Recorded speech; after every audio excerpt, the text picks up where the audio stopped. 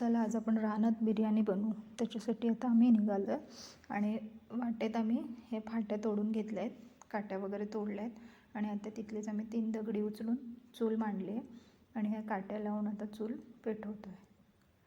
ती चूल काय पेटतच नव्हती, सारखी विजते.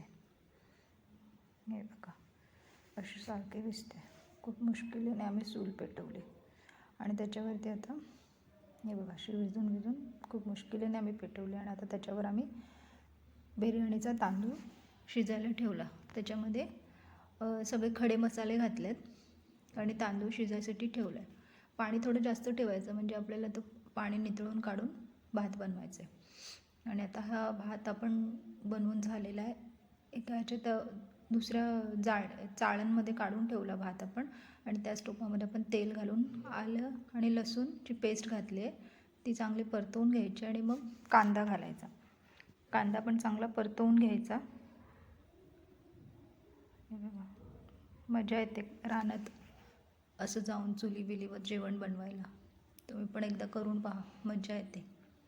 हे बघा अशा प्रकारे आता आपल्याला कांदा लाल झाला आहे आणि आता आपण टोमॅटो घातला आहे. टोमॅटो पण परतवून घ्यायचा. त्याच्यात थोडं मीठ घालायचं. मीठ घातल्याने टोमॅटो लवकर परतला जातो, म्हणून मीठ घालायचं.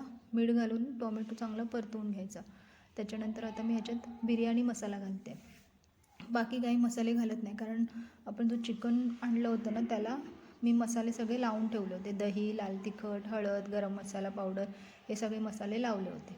आणि आता हे चिकन आता ह्याच्यात आपण घातलं आहे. ते पण चांगलं शिजवून घ्यायचं.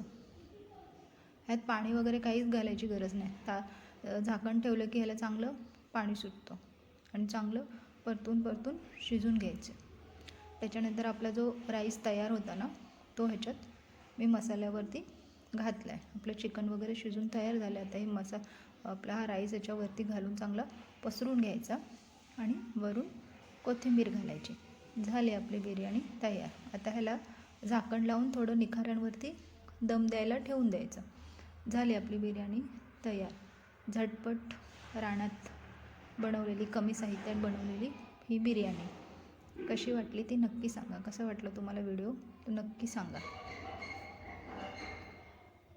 बघा कशी बिर्याणी छान झाली आहे.